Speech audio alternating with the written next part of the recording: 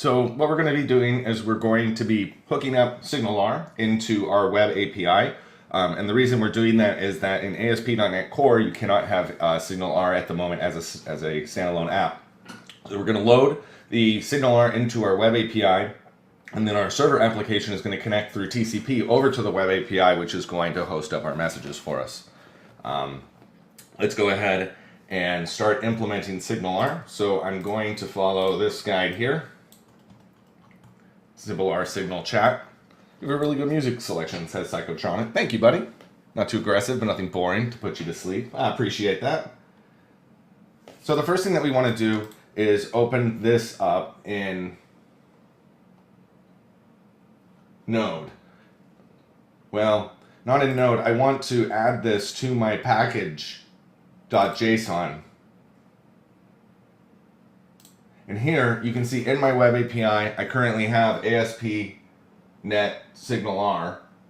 So let's remove this.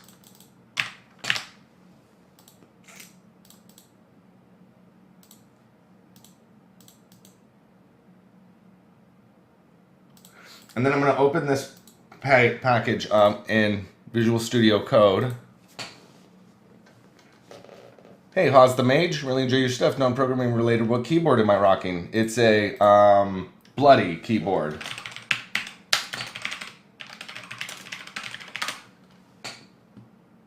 Okay, and now what we're going to do is we need to do an npm install on this. So npm install at ASP.NET SignalR. Now, I had a razor a while ago.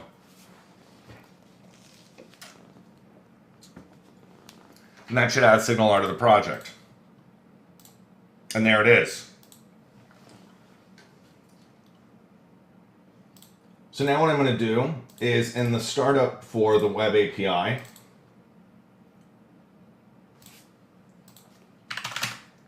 what I should be able to do is I want to, right here, underneath add MVC, I want to do an add SignalR.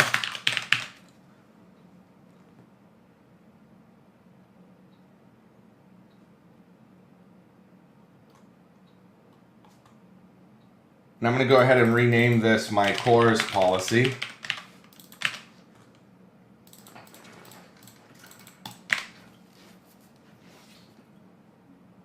And then also down here, we need to have my app.useSignalR, which is going to have a number of these routes, which is a routes.maphub. And we're going to call this my allie.chat webhub at webhub.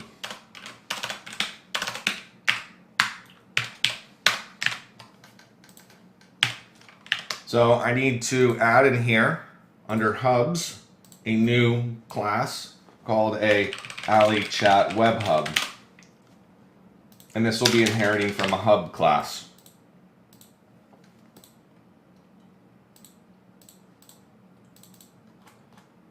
Now in this, I want to override a couple of functions. So the first one is, if I generate my overrides, I don't need equals, I don't need get hash code. I do want the asynchronous on connected and the asynchronous on disconnected. I don't care about that or dispose.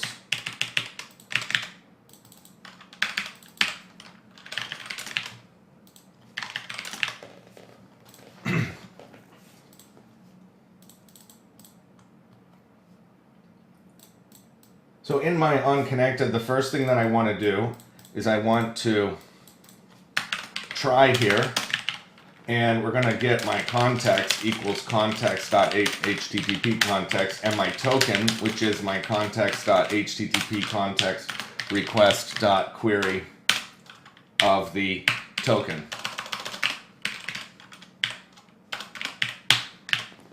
Did you ever do typing tests to see your word per minute? You're a really good typist. Thank you. I did one time at work with a friend. It was like 90 something.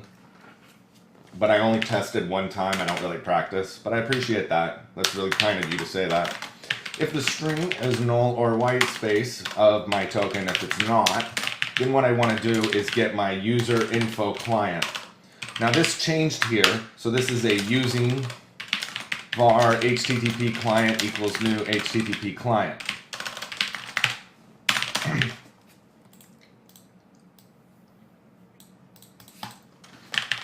And this time what I want to do is I want to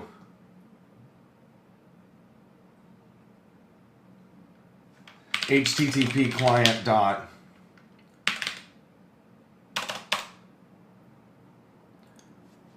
now this changed. We want to add in here my identity model into WebAPI. So we'll do a install package identity model.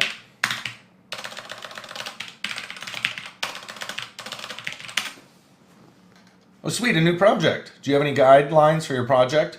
Layout, domain, code first, lib. Do you have any guidelines? So I'm using ASP.NET Entity Framework. I'm using a code first database.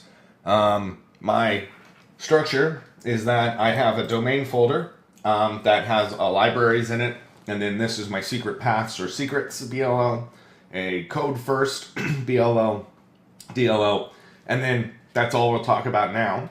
And then in my module, this is where I have all my individual code for allie.chat. So the library is here in lib. My data access layer strictly has a context link in it. If I wanted to have regular CRUD methods, I need to add in a layer here for services for web API and client-side services. And then all of my logic is wrapped up in these two BLL classes. This BLL just contains my base services and domain, and this BLL contains all of my different logic to run all of my bots. So I should have in here get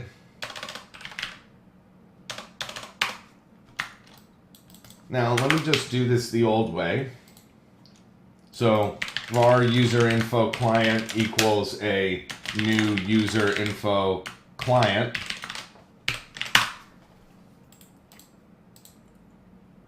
And it's going to tell me that this is obsolete. So it wants me to use this. So you have your get user info asynchronous from my new user info request, which has an address and a token.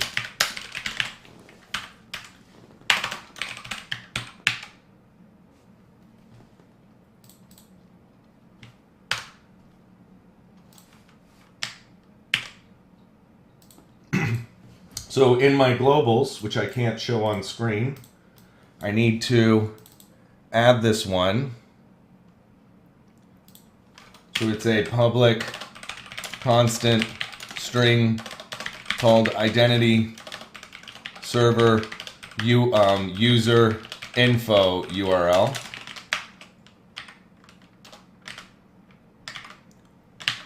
And that's at http://localhost 5000 /connect /user info.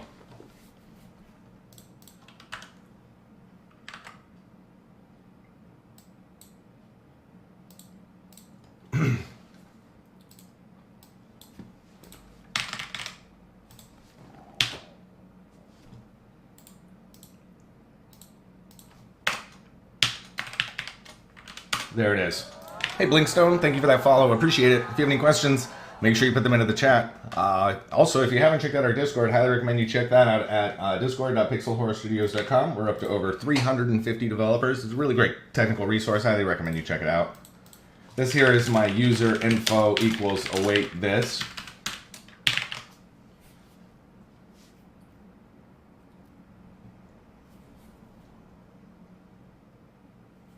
And then I want to do my var username is equal to my user info.claims dot toList dot first or default s where my type is equal to name dot value.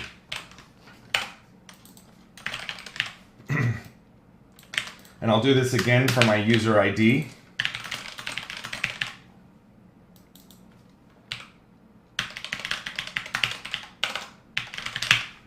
Like that.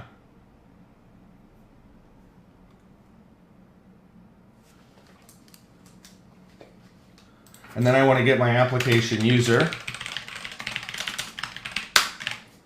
So I want to add a new module in here, which I'm going to call allie.chat.services.WebAPI. And then also we'll make a new project in here called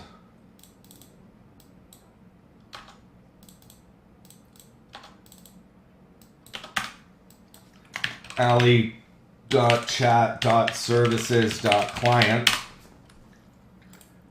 And then I'll make a new project in here called in the domain. Hey there, Blinkstone. I apologize, the bot is down. It's actually what I'm working on.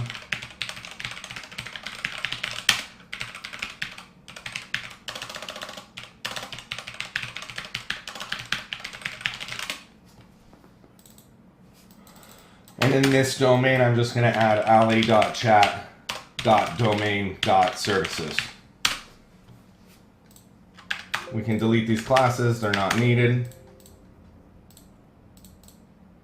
And I can rebuild it.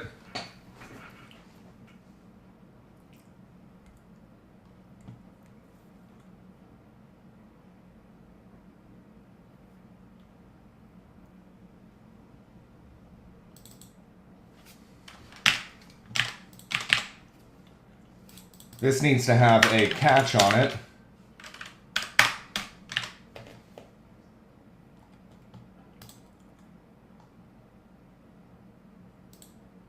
And then on my startup, I need to have this.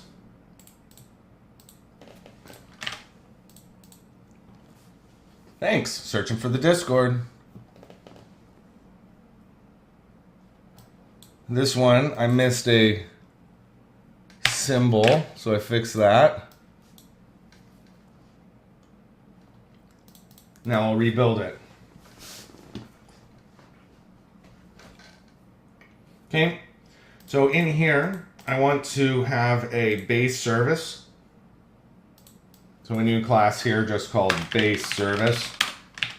And on this, I'm just going to have a new protected GUID called ID equals new. It's a GUID.new GUID dot like that.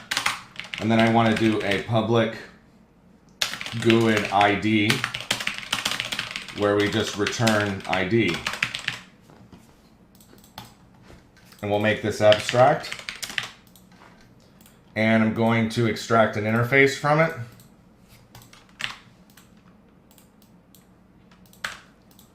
Like that. So down here under the Web API, I'm going to make a new class called a interface. And I'm going to name this my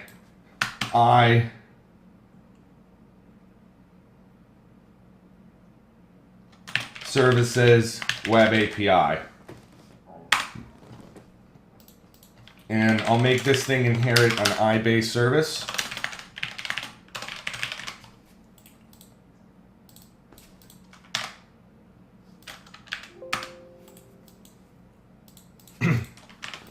And what I want to have in here is a task of an application user VM called create application user asynchronous.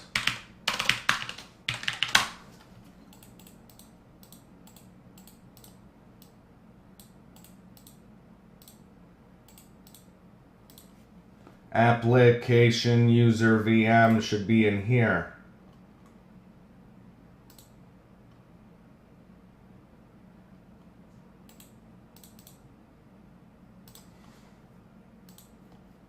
So let me add a reference to my chat lib.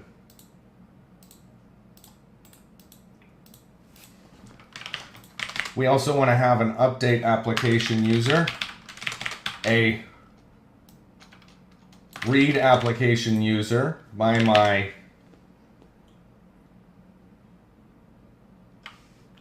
string ASP.NET user ID, and we want another one by the GUID ID.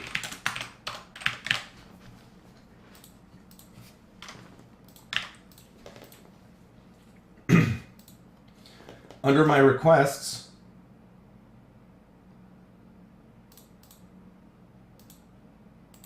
I'll make a new folder here called application users. And I want to add in here a application user create request and an application user update request.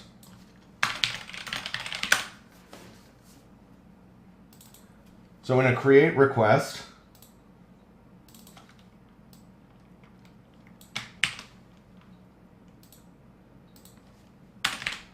I want to pass in a username, an ASP.NET user ID, and that's it.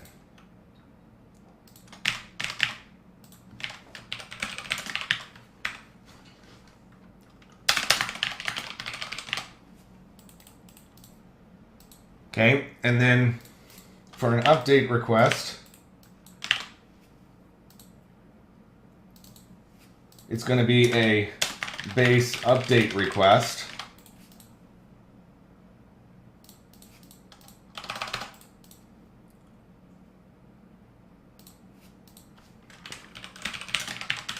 And in this, I want this to just have the ID and the username. So back here, this is a application user create request. And this is an application user update request.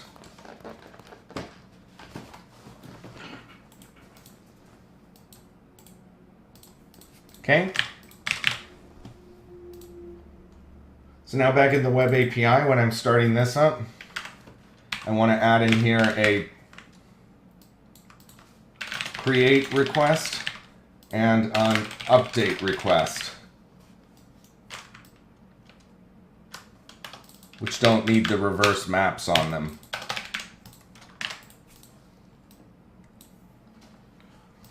And so then in my hub,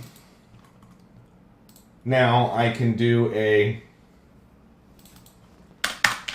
var application user equals await my, and I'm going to inject in here my constructor for the iServices web API called services.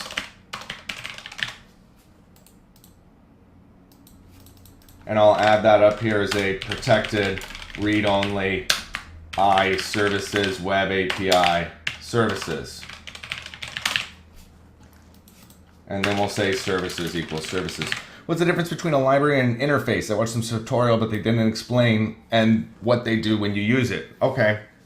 So what I did is I wrote this interface called iServices web API.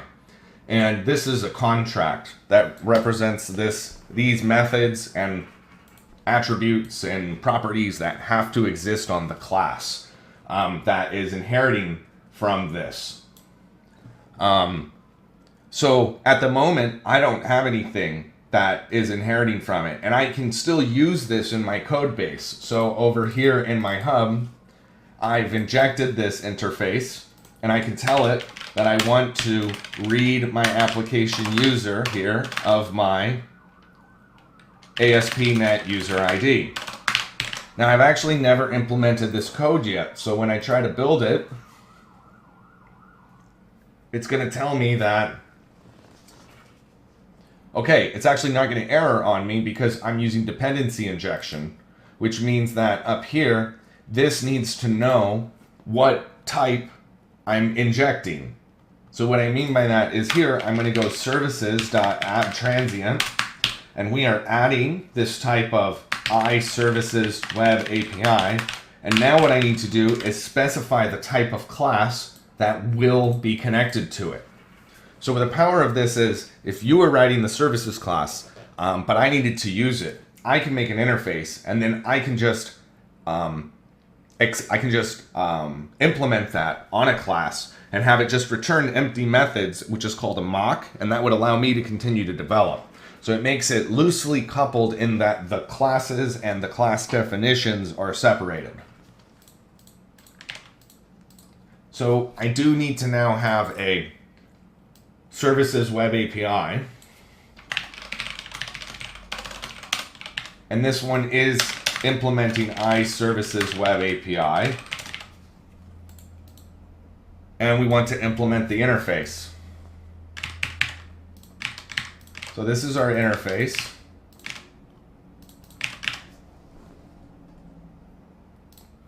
It says I need to have a protected, and this can inherit a base service.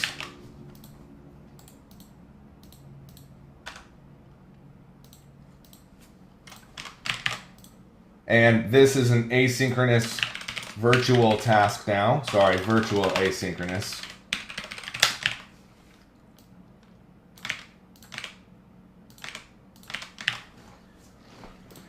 And now we need to have our constructor. So in this, I'm going to have my application DB context called context.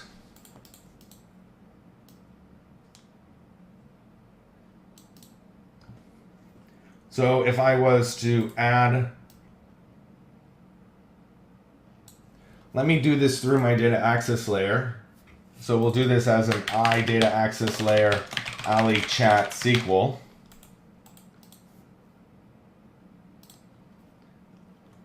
And now what I'm going to do is I'm going to add a reference to my data access layer.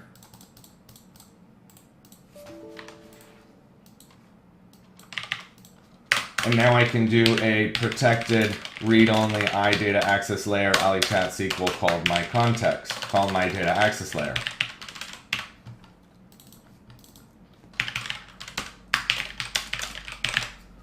And back in my program startup, I need to make sure that this has a type of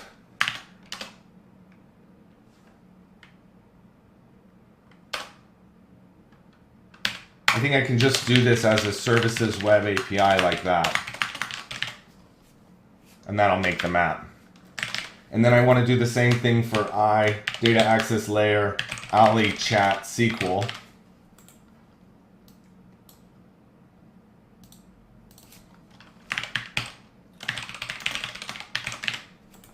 Like that.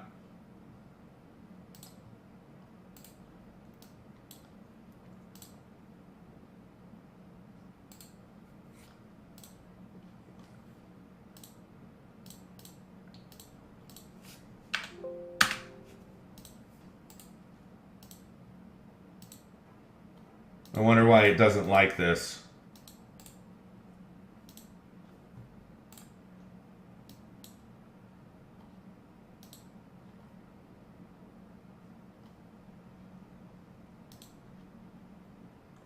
It's unhappy with my data access layer class. It's saying it can't find it for some reason.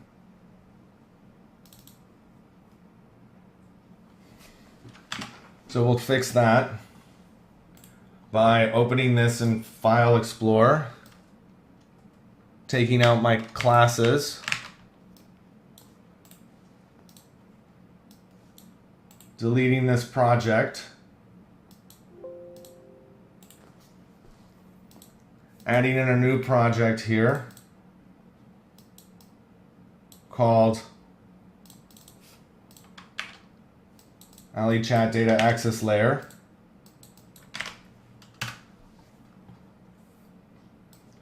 And then I'll bring back in my classes here.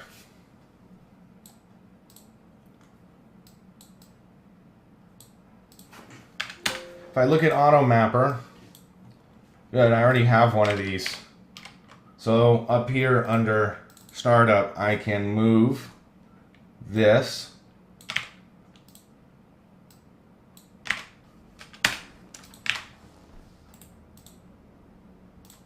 And in this class data access layer, I want to install package AutoMapper. Thanks for explaining and showing. I hate when they make beginner materials, but they don't explain what or why in a way they do, because you named it data access layer, not data. But I think maybe I'm thinking of the wrong thing. So DALA, I don't know what the last A is, but DAL stands for data access layer. And then I need to, in this one, add my references to my domain library and library.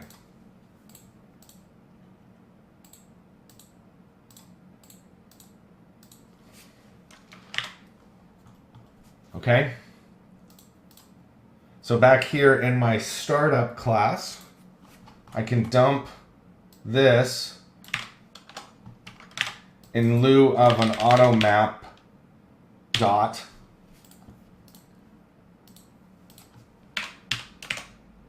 create mapper.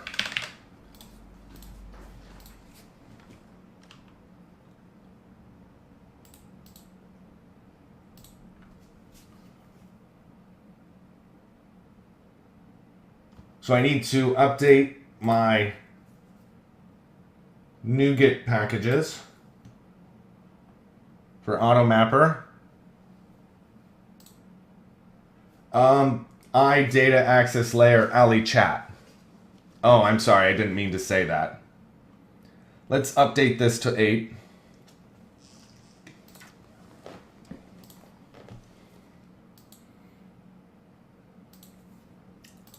And there we go. So now I'm injecting this. And now what I can do is my data access layer dot. And this thing I thought had a context in it. Maybe not. So I want to add a application DB context called context.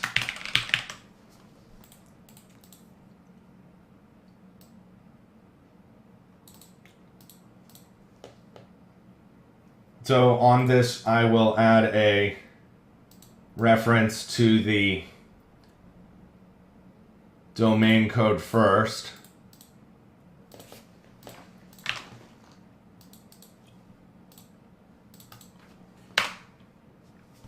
And if I look at this, this should be transient.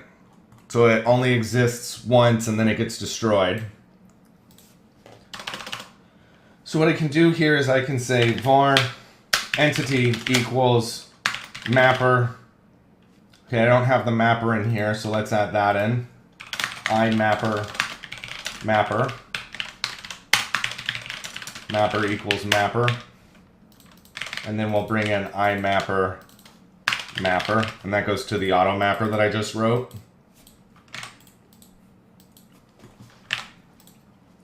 And that's going to be a map to an application user from my request. Now we're going to want to have in here a string called password.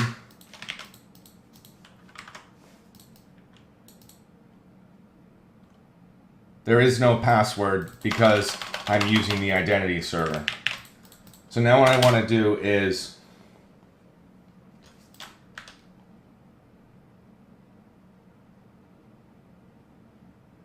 I want to verify that this username is unique. And I also want to verify that this ASP.NET user ID is unique. So if I look at code first, I should have these ASP.NET user ID and username.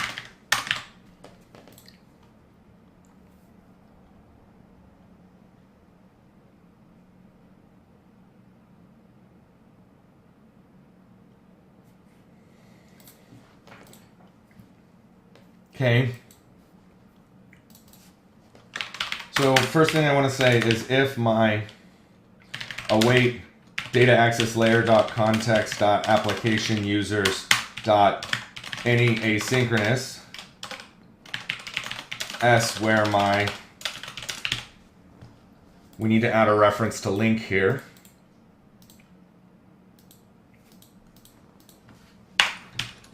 s.username.trim.toLower is equal to my request.username.trim.toLower. So if there's not any of those,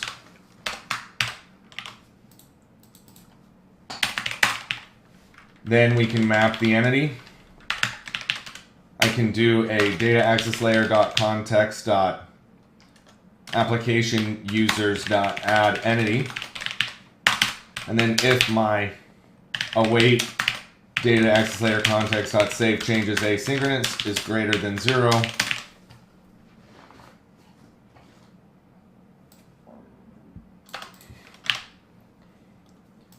then I want to return a await read application user asynchronous of my entity.id.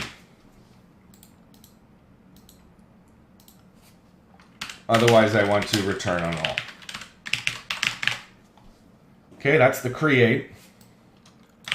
This one will be the update.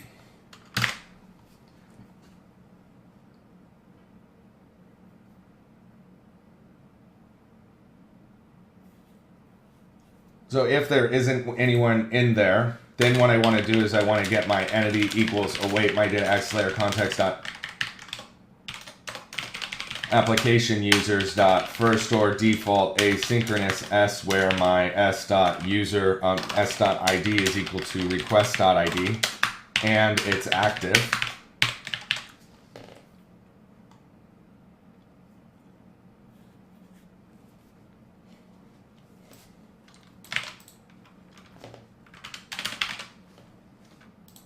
And my entity does not equal to null. Then I want to do my entity.username is equal to request.username because that's the only thing in the request.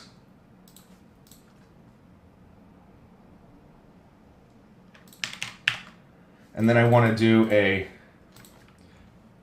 data access layer.context.entry of my entity.state is equal to modified. And we want to do entity.timestamp equals datetime.utc now. Like that. Now we need our two reads. So I'm going to do a var entity equals await my data access layer dot application dot context dot application users dot first or default asynchronous s where my s dot id equals id and it's active. So do I want to include anything with this?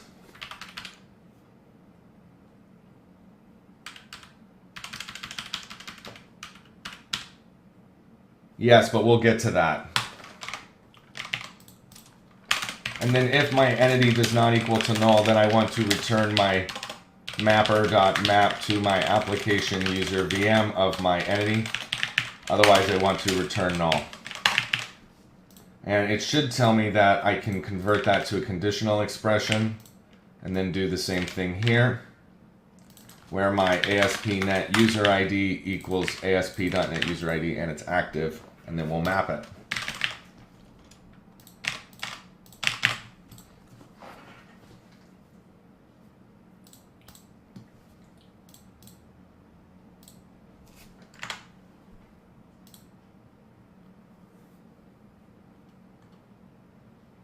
Okay, so now that that's done, in my web API, we're now reading my application user. So if my application user is equal to null, then I want to create that user.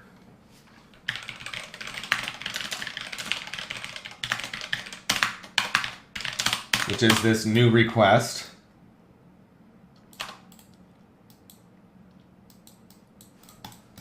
Which is going to be ASP.NET user ID equals ASP.NET user ID, and the username equals username.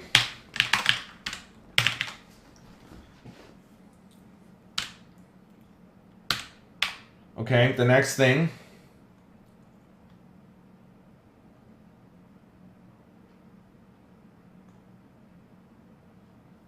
is outside of this, we're going to do application user.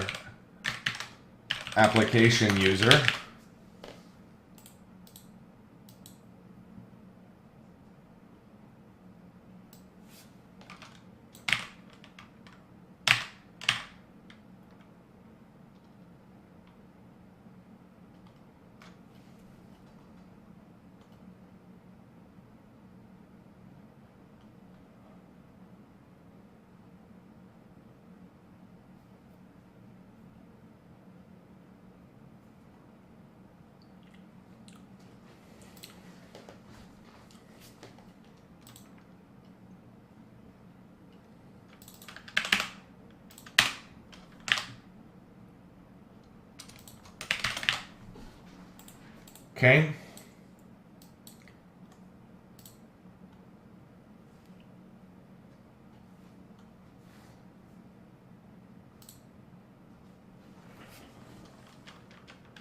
We could do it like this, and then change this to be a var username equals string.empty, and then a var ASP.NET user ID equals string.empty, and then do that.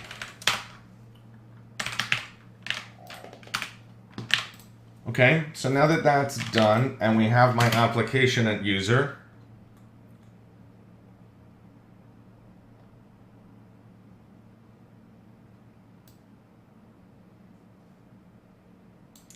now what I want to do is I want to get my connection, and it's called read application user connection asynchronous of my context.connection ID.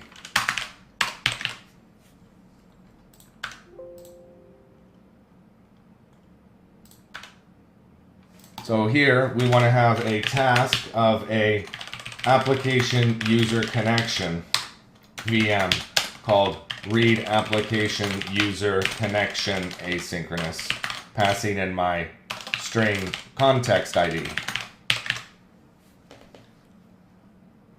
So in domain entities, we need to have a connection. So this is called an application user connection.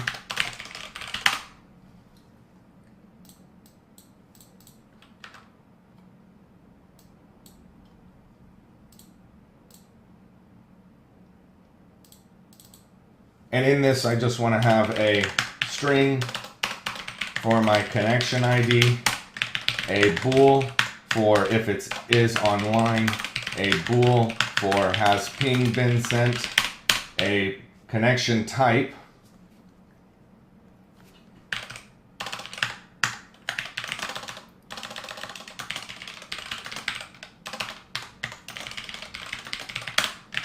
and then we're going to have the application user and the application user GUID.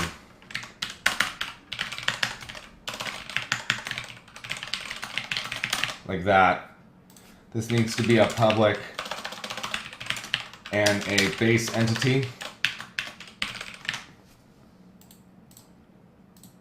And then in enumerators, I want to have a new one called public enum connection type. And we can have a allie.chat web hub. We'll just call this web hub.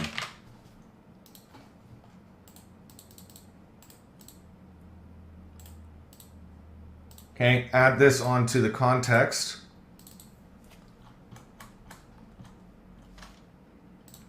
Application user connection. Like that. And then down here in the library, I need to have a new application user connection DTO, which is these.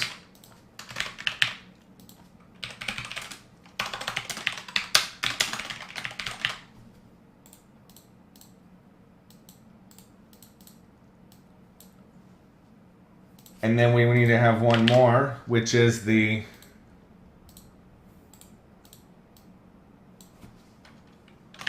application user connection VM, which is all of this, as a public base VM.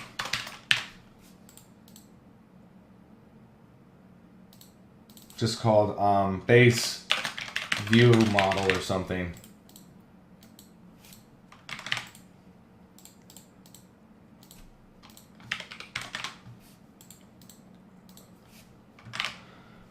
And then in my view models for application user, I want to have a public collection here of application user connection DTO called application user connections.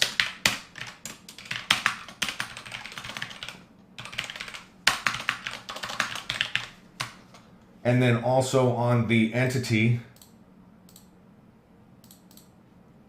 we need to have a list of public collection of application user connection.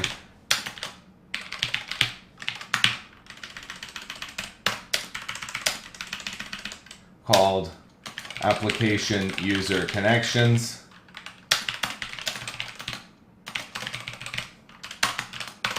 And I believe on the VM I forgot to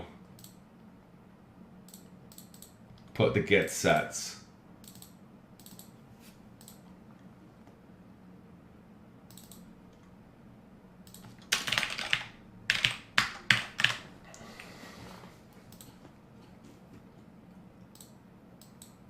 Okay. So in my services, we have that one.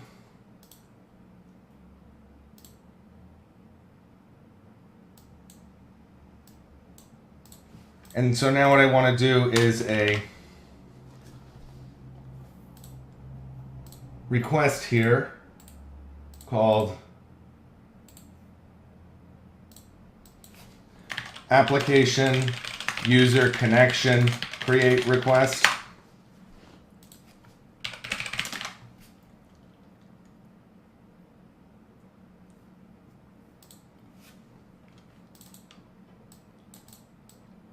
Which is this.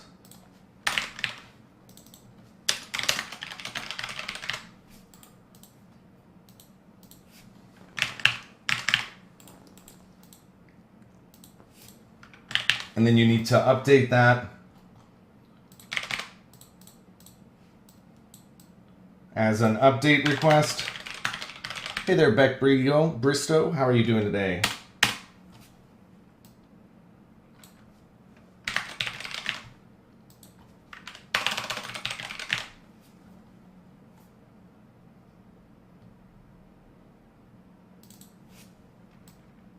And when you update it, we want to not pass in the connection ID, but the is online and has ping been sent.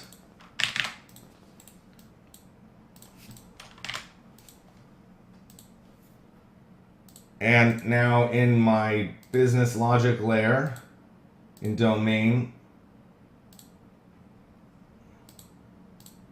thought I had something here called AutoMap.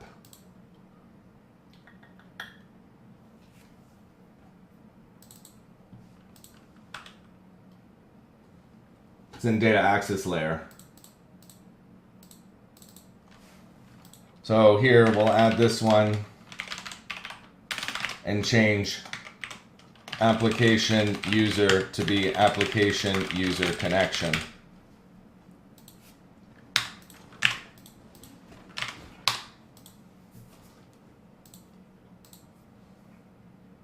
So back in the hub, this is called services. And now this is going to say connection is equal to, if my connection is equal to null, then I want to await on my services.create application user of my new application user create request Otherwise, I want to await on my services.update application user with my new update request.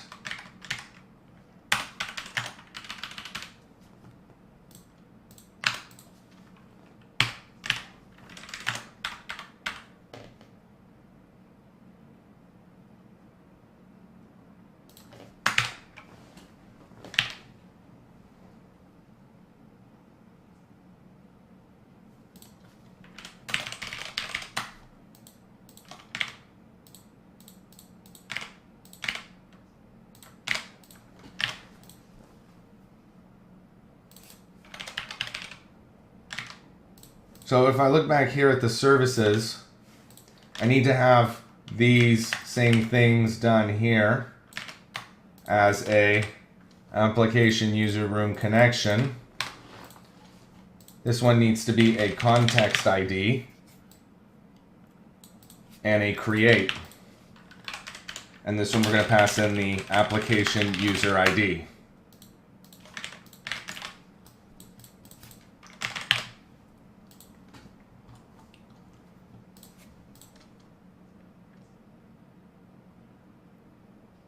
And we need to pass in here my application user.id.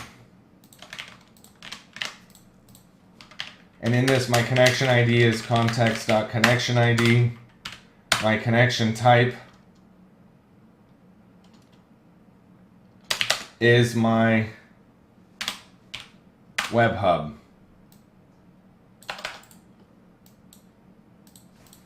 And in my update, has ping been sent as false, is online as true, and ID is equal to connection.id.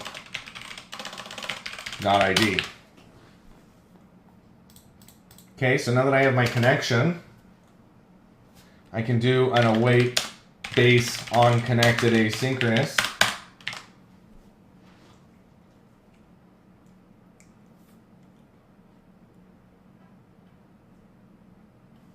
And then what I can do is in await my clients.caller, we can send asynchronously a receive application user. And we'll pass in my application user.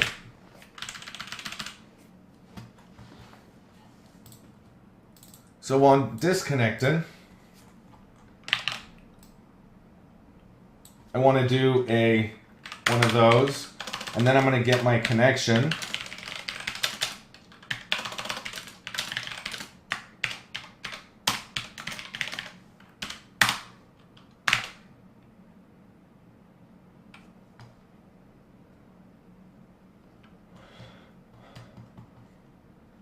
This is a transient, so it'll only exist for the one time that the hub is called.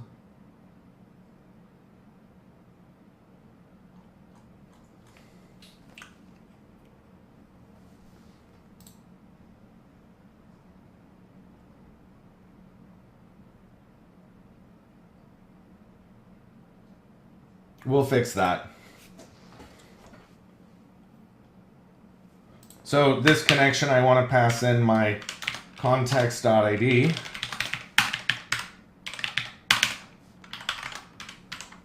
And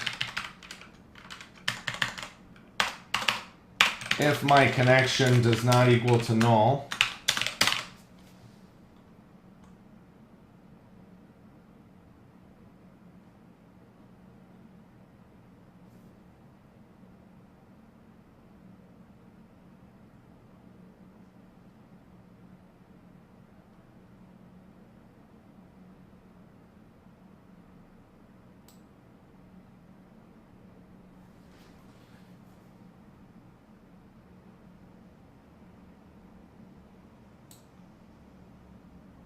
and then what I want to do is I want to say connection equals await services.update application user room connection. And in this I'm going to say has ping been sent is my connection dot has ping been sent, my is online is equal to false, and my ID is equal to connection dot ID. And that's it. We also want to pass in here my application user ID.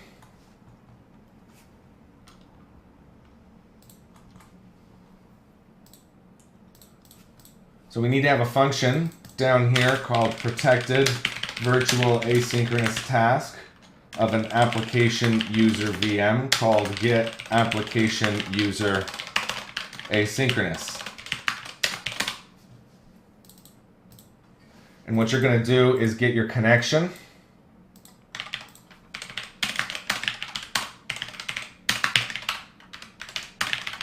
So var connection equals await my services dot read connection by my context.id. If my connection does not equal to null,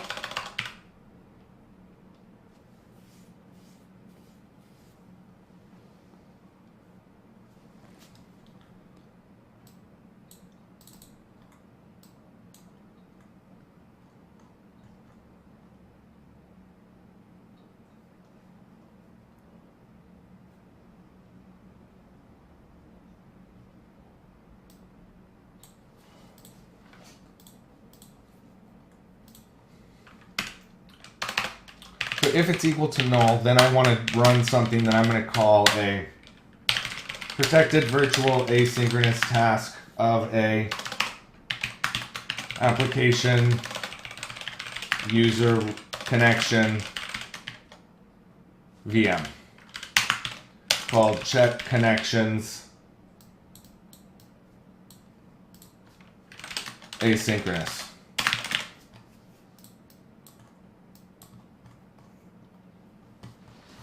And I'm going to move all this in here.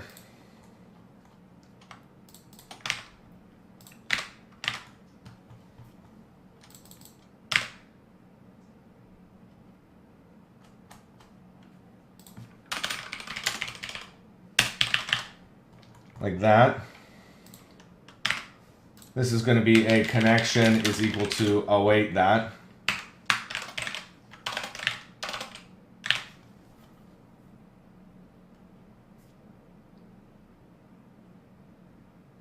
So this needs to be a var application user equals await get application user asynchronous. This needs to be a check connection asynchronous.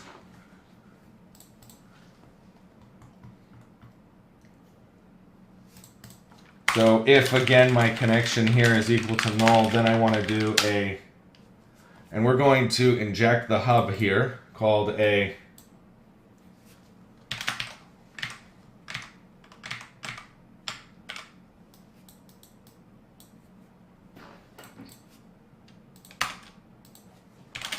iHub context of my allie.chat web hub called web hub.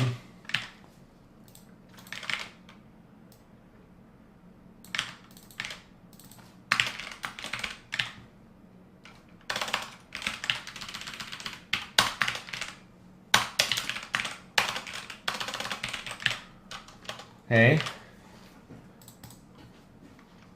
So this is a await web hub dot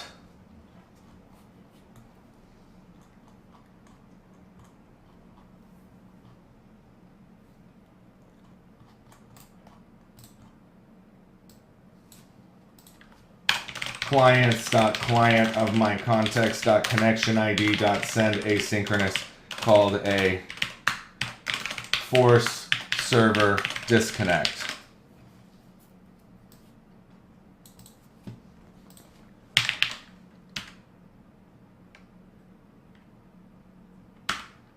And you'll return null.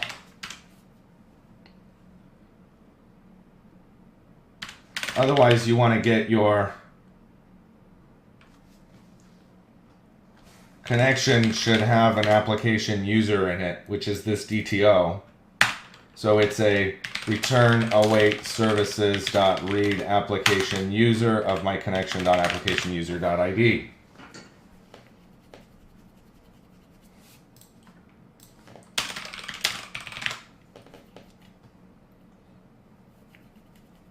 Okay.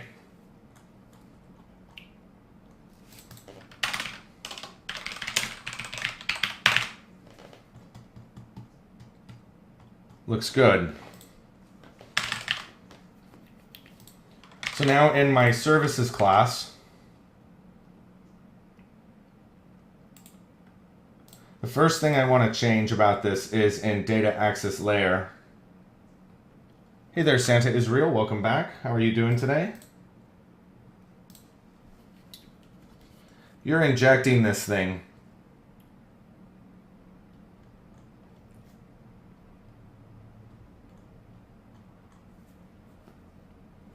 But I don't think I want to do that. I think I have this thing so I can just dispose of it.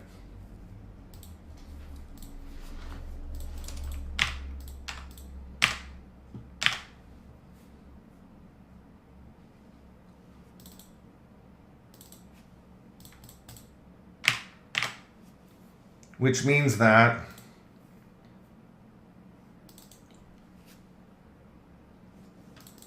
in this, we can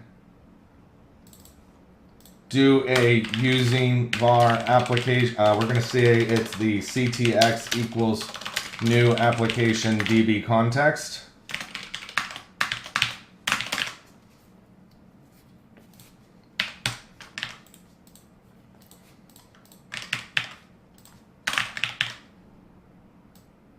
Like that.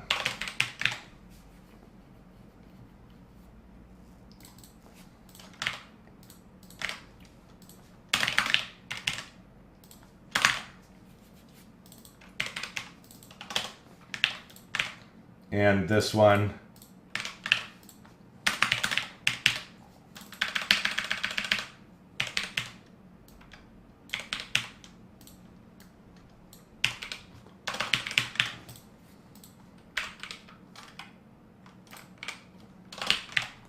that one and this one.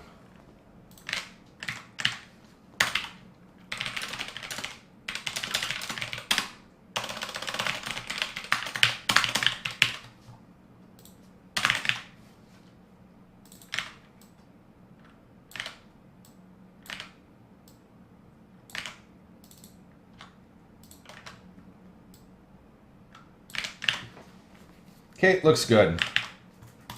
The next one is that we need to implement the next couple of functions, which are here.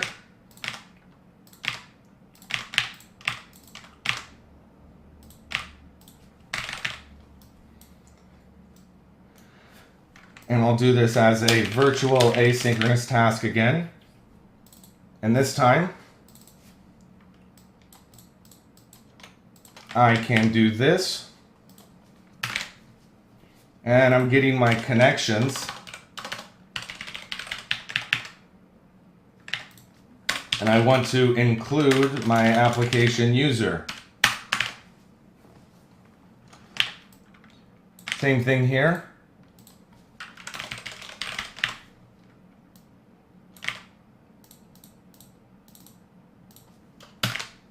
And this one's getting your connection ID.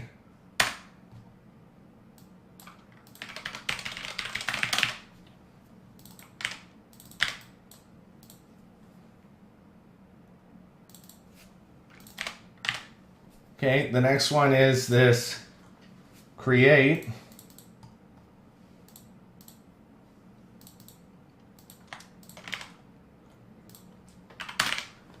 And I'm going to map my connections.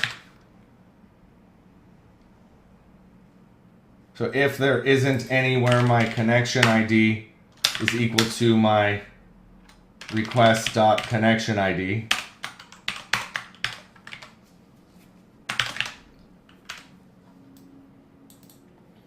then you're going to map this over to a connection, add it to application users connections.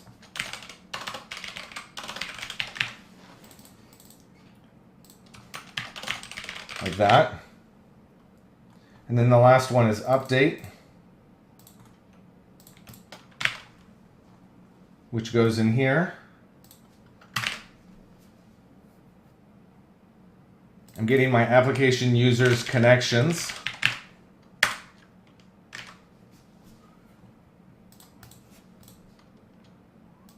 So if my entity does not equal to null,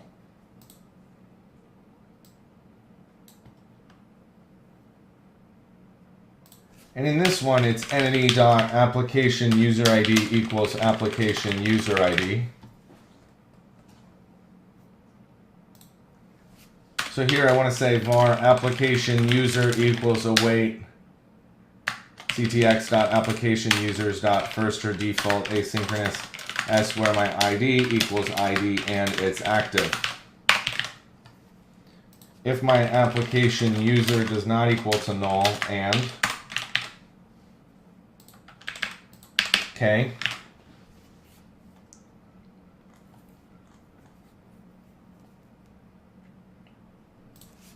And where the s.application user ID is equal to application user ID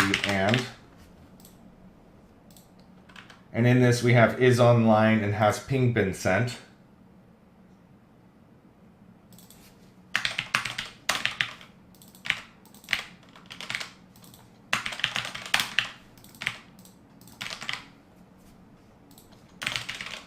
Like that.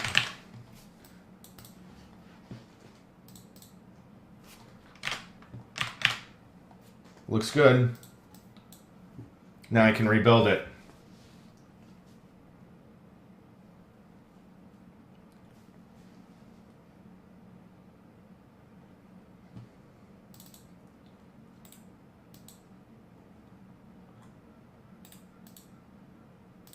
So this is in my BLL. It says that I need to have AutoMapper.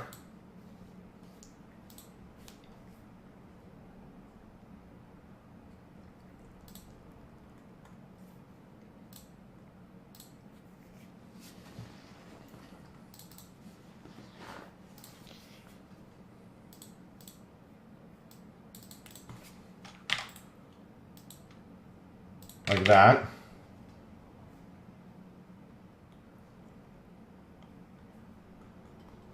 It's got a lot of these it can't find.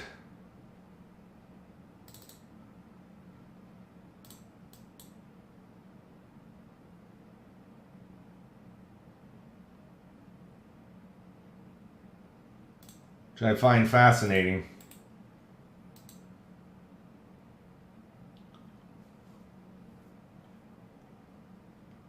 Okay, it says in the data access layer, it needs Newtonsoft.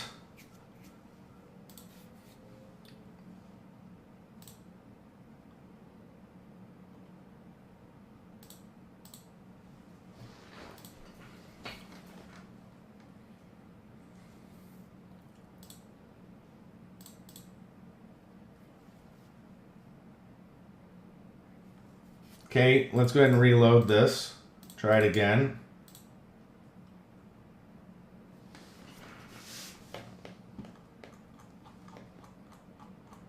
It's telling me lots of errors with this class. So what I'll do is I'll open this up. And I'll make a new folder here called temp. And I'll bring everything in. And then I can remove this. We'll add a new project in for it.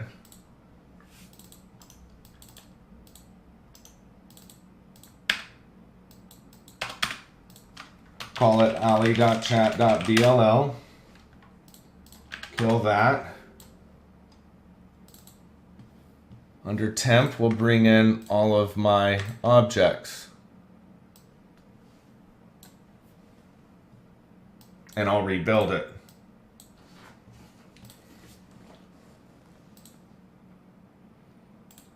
Now when I look at my NuGet packages here,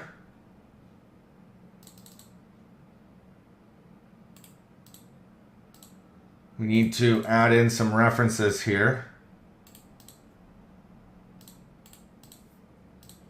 So the first one is I want to add a reference to the library and the domain library.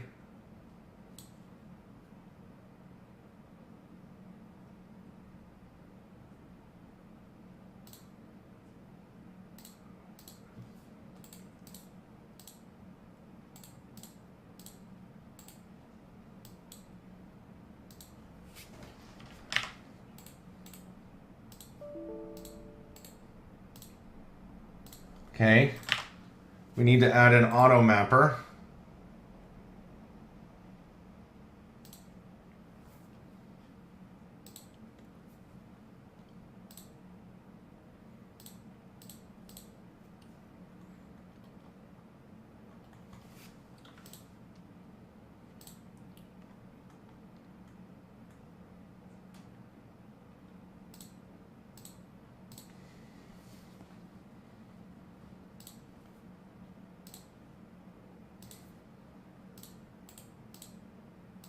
Okay. We need to look at our base. And I need to add in here a new reference to the domain BLL.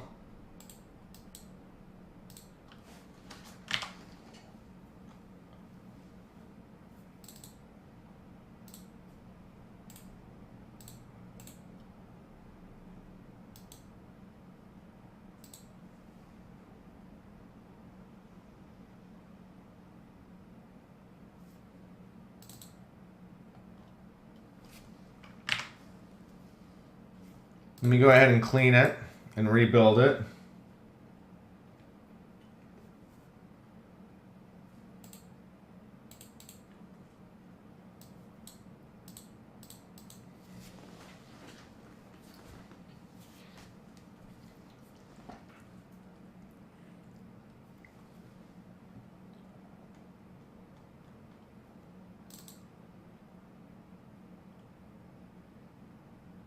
Okay, what's missing here? It says it can't find discord.net, which is correct, so let's add that in.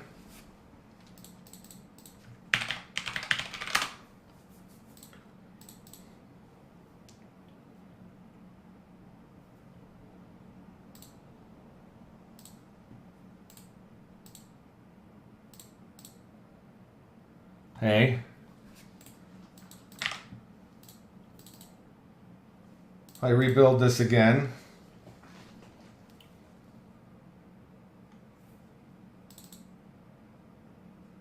if I clear it, do it again.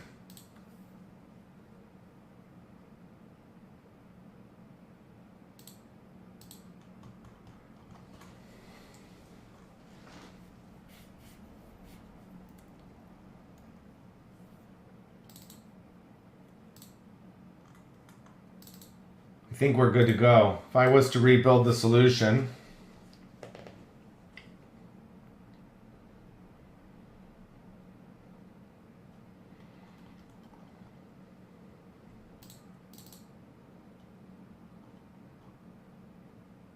so it also needs a reference to the TCP projects.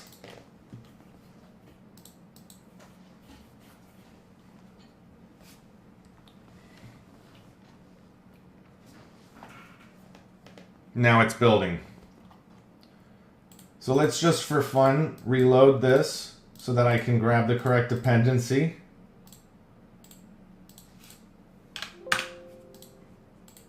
And same thing on the web app.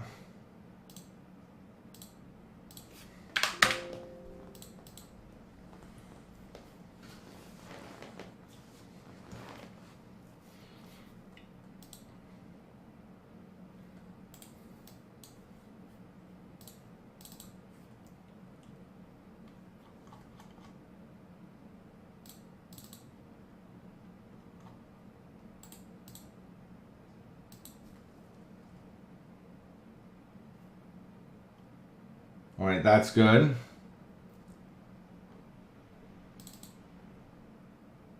That's good.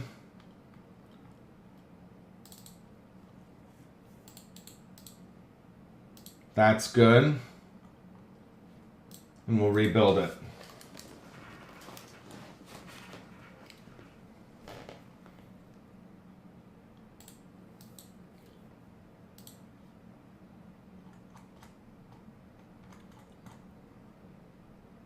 Now, we can unload this one.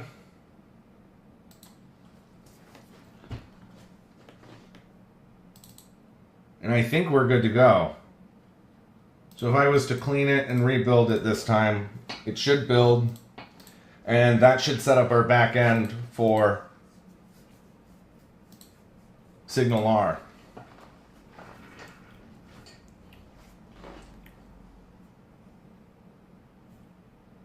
Good, it built. So now I can run this.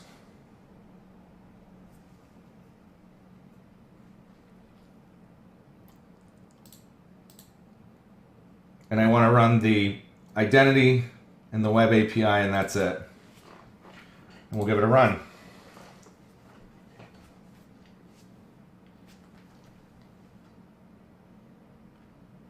So that's great. Everything is running now.